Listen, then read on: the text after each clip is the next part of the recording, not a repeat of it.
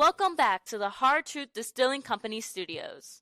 This segment is brought to you by Pave Drain Stormwater's arch enemy. Glad to have you back here on this Friday from the Hard Truth Distilling Company studios. You know, this weekend will be a great time to go visit Hard Truth out in Nashville and Brown County, Indiana. Beautiful, 325 acres of beautiful rolling hills.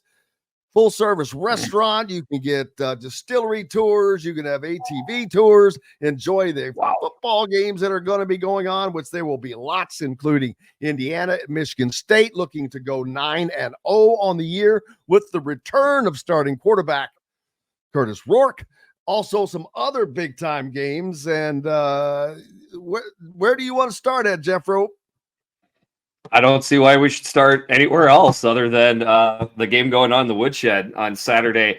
Kind of afternoon, kind of evening. It's going to get dark quick in that stadium. So I guess my question back to you is the question I would ask any Hoosier fan right now. Obviously, things are rolling great. It is awesome to hear that Curtis Rourke is back. This is finally, we're in November. This is finally the first really true tough environment road game for this 2024 Hoosier team. Is it a concern for Hoosier fans? I'm curious what your thoughts are. On which one? Okay, so Indiana's first two road games were at UCLA. The Rose Bowl is not. It's not an intimidating environment. I would assume at least half that. It's like a picnic atmosphere. Correct. Right. So that's not an in-your-face road game. Then the next one was at Northwestern, which is essentially playing in front of a D3, type of fan. So it's fans and crowd. This is going to be a tough environment for the Hoosiers. I think it's the number one talking point with this game. I'm not saying the Hoosiers going to fall apart. I'm just saying it's going to be the toughest environment. Seeing how the communication is in this game, it's going to be interesting to see. Absolutely, that's one of the things I've talked about. That is probably the biggest problem for Indiana. It's not Michigan State, and I don't mean that as a disparagingly.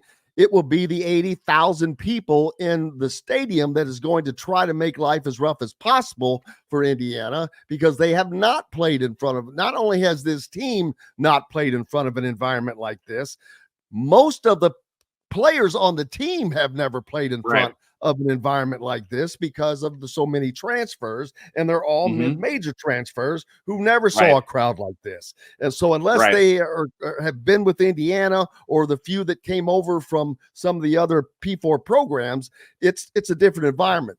But with that said, this Indiana team, Kurt Cignetti, has them locked in, focused. For sure. I don't think that it's going to, not only do I not think it will bother them greatly. Now, I'm not going to say that when they get into the end, in the end zone, that noise is not going to be loud. It will be. Right. And it causes, we've seen it. It doesn't matter if it's in the NFL or where, it can cause problems, because you have to be able to communicate. It certainly helps having the communication from the sideline now. But since Curtis Rourke has returned, that makes a huge difference to me, because he really doesn't get rattled. Had it been Taven Jackson, there would have been concern because the experience. But I think that Curtis Rourke's experience, his team's complete and total confidence in him, they're going to be able to put that to bed. But it's also important, if they can get off to a quick start like they normally have been doing, that'll help tampen that down a little bit. I could not agree more with the Curtis Rourke. Like, obviously, you can't put a player out unless he's cleared. Every program is a little bit different how they handle it, but I can assure you there is a senior medical person that is saying this player can do this, or this player can't do that. A lot of times that decision is taken out of the coach's hands. We had that in Iowa City this week as well. So my guess is, as much as Curtis Rourke, wanted to get back healthy, there was some pressure to get back healthy. The fact that he is able to play shows me that they want Rourke in this environment. So I completely agree with that. a couple things on Michigan State, since I would assume, this is a pro Hoosier crowd that knows this team very well. This is not a bad Michigan State team. I know you weren't necessarily disparaging this Michigan State team, but I want to be clear.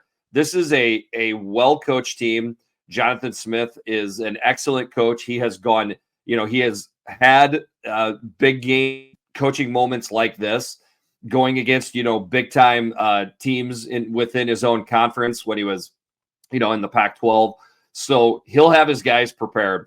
The thing that has been amazing to see the last month or so that certainly took me by surprise as a Hawkeye fan is their offensive line punch and rushing attack with two very, very talented running backs, Nate Carter and KLA.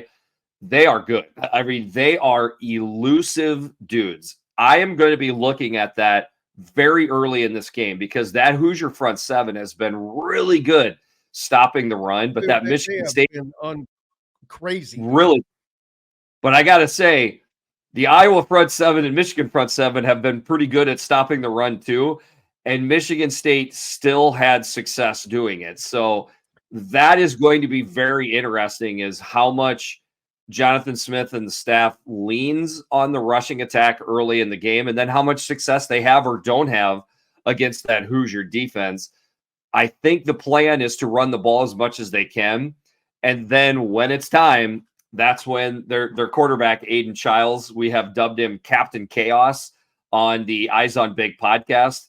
He has certainly had a feast or famine feel to him. And I'm going to tell you right now, when he is ready to make a play, the play gets made. It seemingly doesn't matter who they're going against on the other side of the ball. The guy is that talented. So I am so curious to see what that game plan is. Do they unleash Captain Chaos at Aiden Childs, or is it ease him into the game while trying to run the ball? That is one of the more intriguing things with this matchup. Yeah, and I was trying to, give that respect, but when I start looking through the stats as a running team, Michigan State is 13th in the Big Ten. They don't have anyone, even Aiden Childs. Okay. Go ahead. But trends. Okay. So something I've definitely learned over the years is it's tough to take season-long snapshots, especially with these college teams, especially when it's a young team coached in the first year by a head coach. Now, Cignetti's had the boys rolling from the first snap of the year, right? So you get that sometimes too. What I'm saying is, if you look at the Michigan State team that's been rolling out the last month as compared to the Michigan State team for the whole year, we have seen marked improvement by this Michigan State team. So if you look at the last 2 or 3, maybe 4 games, that's where you would see a little bit more of an accuracy on what this Sparty team has been looking like. I did notice that from a quarterback standpoint, that Aiden Childs, his passing completion percentage kind of jumped into the 70s the last 2 games. Before that, he was in the low 60s. So he's been throwing the ball better. And I looked up his running stats because everybody's talking about you got to keep him in the pocket, and he does not have great stats either. His longest run is not I can't remember. Nope. It's like he's got two runs over 20 yards, I think, on the year. Michigan State is a team, their best running back has 400 yards on the year, and then they don't have anyone else. And I'm not trying to discount them. I'm just against Indiana, their defense leads the Big Ten in sacks. They lead the Big Ten in tackles for loss. They lead the Big Ten in fewest rushing yards per game. They lead the Big Ten in points allowed per game. They've just been so good all year long. And I know this is a different team, a different challenge, but I just can't see the fall off being that great. I've got Indiana winning the game and covering, so don't get me wrong. I'm saying it is a feast or famine. That's why we're here to talk about it, though. Yep. And what it is a feast or famine on both sides of the ball with the Michigan State, meaning they do get behind the line of scrimmage quite a bit. They also give up big plays quite a bit, which I think would fold nicely into what Cignetti and that offense wants to do on Saturday. Feast or famine there, feast or famine on offense. Doubt their wide receiver core at your own risk. That super freshman Nick Marsh is extremely talented. When that guy gets the ball in his hands, he is electric. So watch out for him. Again, I know that they don't have a running back that is exploding off the page with total yards. They go with a hot hand thing between Nate Carter and KLA. So I have no idea which guy it's going to be each week. It seems to be a different guy. Now, Nate Carter seems to be the one that's been kind of taken off lately. We will see, but that's how they've done that so far. So, and then switching to the Hoosiers, that I think Rourke is back. You talked about it with Zach Osterberg before. I am curious to see if the timing is just a little bit off. Last time you played, it was at home 2 weeks ago, 3 weeks ago. Now you're on the road after a little bit of a break. Am I super concerned? I am not super concerned, but I'm curious to see what it would look like. I don't know if we've ever gotten clarification. I've heard ligament. I can't imagine a ligament would be healed that quick to come back and play a Big Ten football game. I think I've also heard something with it's the thumbnail with Rourke. So it's just, and if it's that, it's really just going to come down to how does that grip feel? Does he have to have any tape or anything on that thumb? I mean, any quarterback will tell you that thumb is the most important digit when you're ripping the football. I would be shocked if he's not wearing a glove, maybe. I've heard glove, if the glove thing happens. Some guys like the glove, maybe that's something in this charm season that winds up helping out. He's a big glove. He's got lots of gloves. We got lots of gloves. Everyone's going to have gloves. They're going to be bigger than anyone's. There you go. All right. Got a little impersonation in there, but anyways, that'll be curious. That'll be curious to see. But as my joke has been, the Hoosiers, who's this guy? Who's that guy scoring a touchdown now? Who's that guy? They're still all out there, Surratt, Cooper, Miles and Miles, Lawton. And I mean, all those guys are still running around. So that would lead me to believe that Rourke will be able to ease back into it. But I'm also interested to see if Indiana runs the ball to start the game with as well. So, I mean, I picked the over in this game, but I think it'll be something where the points will get going as the game goes on. I think there will be actually a little points first quarter and a half in this game, and then you'll see both offenses start to take off after that. Yeah, it's going to be a good test for the Hoosiers, but also they need to keep doing things. I talked about this earlier to try to keep chipping away at this brand bias that they'll be dealing with throughout the year. It's going to be interesting because after the Michigan State game, a couple of days, we'll get to see the first college football playoff poll come out. And I'm very interested to see, because the AP poll is crap. But I'm very interested to see what the actual immediate respect level for Indiana is. Right. Assuming a Hoosier win on Saturday, right, I think they will be ranked higher than what they've been in the AP. Would be my guess. There seems to be a lot of analytics that read into the committee's selection process. All the analytics love the Hoosiers. I mean, their game control is off the charts. Strength of schedule, not so good. So that maybe is a little bit, I don't know. I would expect the Hoosiers, again, assuming a win, and if I could say a win and a cover, I would expect them to be in the top 10. But my gosh, those committee people have proven me wrong quite a few times. Looking forward to that. And another gigantic game, of course, Penn State hosting Ohio State, and the Buckeyes are a 3.5-point favorite in this game. And I'm torn because Penn State, their offense is, I don't want to label it, but it's not what I would call great. Okay. Their defense is very stout. Ohio State coming off of a very surprising, struggling win over a Nebraska team at home that just got obliterated by Indiana the week before that. So I'm like, Okay, what do we make of that? So Ohio State goes into Penn State, a huge game in regards to college football playoff implications and Big Ten championship. Yeah, it's the one thing I would say is really quick on the Ohio State-Nebraska game is Nebraska has a way of bludgeoning offensive lines more than people realize.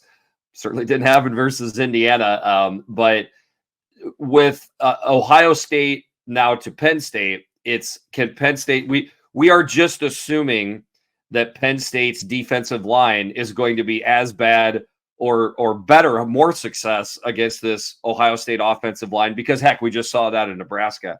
I would say Penn State does a better job of getting behind the line of scrimmage than Nebraska's front seven, but they're a little bit more leakier in letting creases happen as well. So can Chip Kelly take advantage of that? Man, I tell you, I don't know, because that Ohio State offensive line, the second they started losing guys versus Oregon, and then we saw it again last week versus Nebraska, it looked horrible. And it is hard to get that out of my head as you look at these games and predict these games, right? It is hard to look at or hard to forget. But that is the game to me, is can Chip Kelly and Ryan Day scheme around their offensive line and still get points on the board? I think they can, okay? But this is a low-scoring game to me. Find my sheet here. I've got Ohio State 20, Penn State 17. So I still got Ohio State winning this game. That's a slight Penn State cover. I've got it going quite a bit under, because everything about this game screams defensive dominance by both teams, a tighter game in that early, noon window. But we'll see. College football has a way of proving it's sold idiots, but looks like a defensive-led game to me. Yeah, and it's offensively they tamped down. Neither offense of late has really looked all that sharp, I guess you'd say. No, absolutely not. So you're taking Penn State to cover on that, which is tough. Indiana to cover. What are your Hawkeyes doing this week? Yeah, we got the Battle of the Bull. Wisconsin, the Badgers are coming into town. That's a 6:30 p.m. game. Iowa's favored by 3.5. Over under, if you got it, it's down to as low as 40.5 in some spots. Jim, it's a little dirty secret, but Iowa's overs, I think, are currently 1, maybe 6-2 on the overs in Iowa games. So just a fun little tidbit right there. Yeah, I mean, I was 6 and it's either, depending on where you got it, they're either 6-2 or 7-1 on game overs. Iowa's offense has scored 40 points 3 different times this season. Don't think we're going to get that on Saturday night versus Wisconsin. Scott Docterman of The Athletic, he does a really good job covering all of the Big Ten and Iowa. One of his favorite stats is essentially it's a foregone conclusion that the rushing leader in the Iowa-Wisconsin game wins. They win this game almost every single time. I do think that's a huge stat that'll play into this game. I expect Iowa to have a little bit more success with Caleb Johnson, who has been incredible running the ball. So I think Iowa wins this game, but I'll be honest with you, I still have Wisconsin covering. I'm taking the 3 and a hook, but I could see either team winning this game. And I see Andy's got a question on Minnesota, Illinois. We can talk on that if you're okay with it, Jim. Yeah, I'm curious because I think that's going to be an interesting game. Minnesota has been playing very well. Illinois coming off of a beatdown at Oregon. Yep. They're at home and they need to bounce back. That's not going to be an easy game, but Illinois is not a bad team. Lots of interesting things about this. I thought this line would come out Illinois favored by 3.5 or 4, and I was going to get line value in that because I liked Minnesota. And what does Vegas do? They wind up making Minnesota a 2.5 point favorite on the road. What the heck is going on, right? Illinois is 6-2, Minnesota's 5-3. I think what they see is two things. They up Illinois team, their star receiver, Pat Bryant, we still don't really know about. We heard he was playing, and we don't know So maybe Brett Bielema's doing a little bit of, hiding the weenie there a little bit with that. And then also you have a Minnesota team that's coming in that's just hot as can be. Their quarterback, Max Brosmer, has been absolutely dealing the ball. But as one of the listeners just pointed out, that's a home dog with Illinois. So I wound up taking Illinois to win the game. So obviously that's an Illinois cover with them being a dog. But I tell you what, that is a really interesting game. Maybe not a ton of people are talking about, but I can't wait to watch that game myself. Yeah, let's see. We will not be talking about the Northwestern Purdue game. Let me tell you that.